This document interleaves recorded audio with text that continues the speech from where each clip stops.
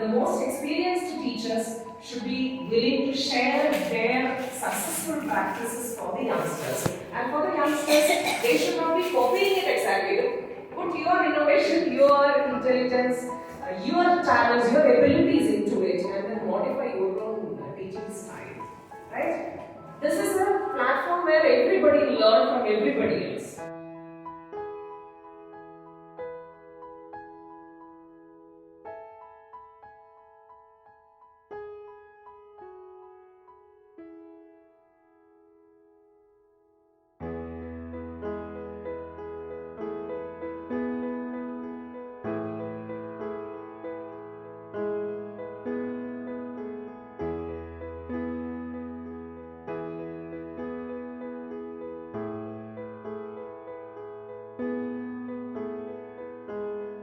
By a single student.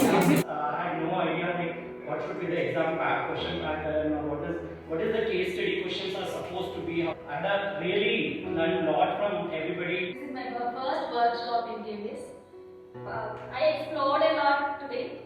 That gives me a element of satisfaction and excitement. So different people have different methods.